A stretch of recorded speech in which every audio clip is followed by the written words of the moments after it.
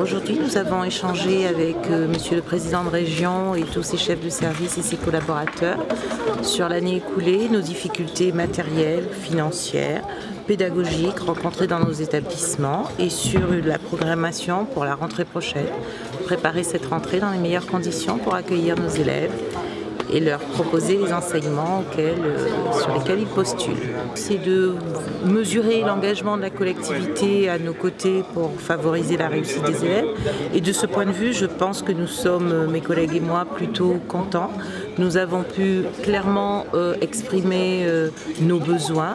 Nous avons eu des réponses, parfois partielles, pas forcément les réponses que nous attendions, mais nous savons que les dossiers et les doléances sont prises en considération et donc nous allons poursuivre le travail avec la collectivité.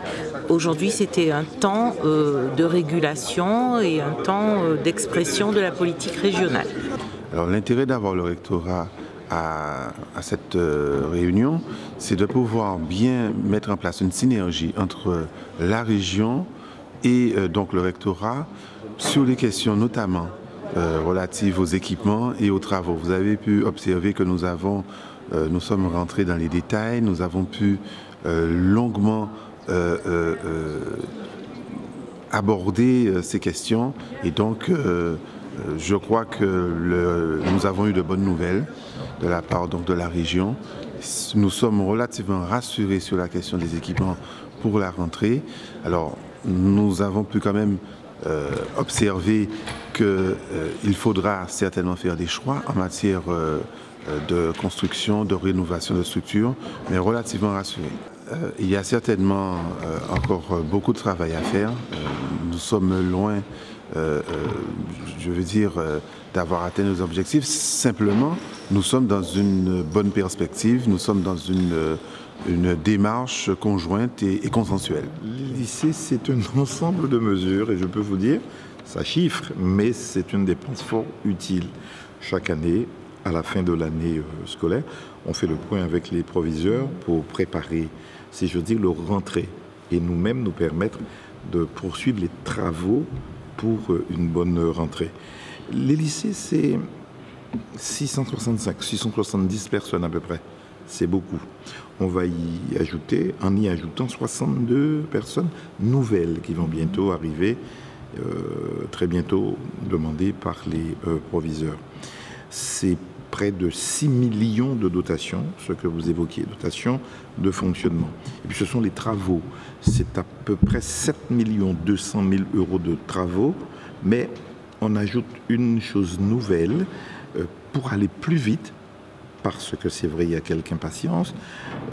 On va octroyer 750 000 euros. Ça fera probablement 800 000 euros en ajoutant les défibrillateurs qui manquent dans quelques lycées. Ça fera à peu près 800 000 euros donnés directement au lycée. Là où ça pose problème, c'est dans deux lycées, le lycée hôtelier, où le coût de fonctionnement est très élevé. Il faudrait une dotation de près de 700 000 euros. Aujourd'hui, nous donnons 540 et quelques mille euros. Il faudrait, pour éviter un déficit structurel, plus de 700 000 euros pour que le lycée soit à l'équilibre. Et puis, il y a l'équipement du BTS audiovisuel que j'avais personnellement souhaité à Pointe-Noire, parce qu'il s'agit de disciplines d'avenir. Ça coûte 2,9 millions. Ça coûte 2,9 millions, rien qu'en équipement. Ça va être livré pendant les vacances. Donc, nous serons dans les lycées. J'espère que nous serons prêts pour une bonne rentrée, une rentrée de bonne facture. Elle augmente 170 millions pour Bainbridge, ça a commencé. Il faudrait faire Richeval, c'est au bas mot 15 à 20 millions. On ne peut pas laisser travailler le lycée de Richeval dans ces conditions-là. Il faudrait probablement, est-ce qu'on aura le temps de le faire en même temps, la CEP de Bouillante. On ne peut pas laisser Bouillante dans cette condition-là. C'est 15 à 20 millions, plutôt 15 millions, parce qu'il y a des bâtiments qui peuvent ne pas être démolis. Vous avez tout le confortement parasismique, le renforcement parasismique. Si vous prenez Gerville-Réache, c'est 35 millions. Nous avons au total un confortement parasismique sur, je crois, 6 lycées, 150 millions. pour ces lycées-là. Vous voyez, c'est énorme. Et je ne reçois de l'État que 27 millions. Il faut que les gens sachent ça. La DRES, qui est la dotation pour les lycées, c'est 27 millions. Donc on fait... et on n'augmente pas les impôts. Et les enfants sont une priorité. Donc on redéploie. Ah, ça représente beaucoup. La formation professionnelle, je vous dis ça de mémoire, c'est 56 millions en formation professionnelle. En apprentissage, c'est 22 millions. En lycée, c'est considérable. C'est des sommes qui dépassent les 27 millions. Donc vous avez à peu près chaque année, vous avez une centaine de millions investis dans le savoir, dans la formation, dans l'éducation, dans les travaux. C'est considérable. Et donc on le fait avec un régime permanent d'emprunt. Jusqu'ici, nos ratios sont bons.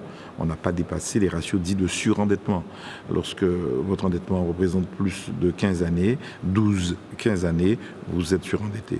Là, on est à 3,3 au titre de 2014. Au titre de 2015, on devrait être autour de 5 années. Donc, on a encore quelques marges.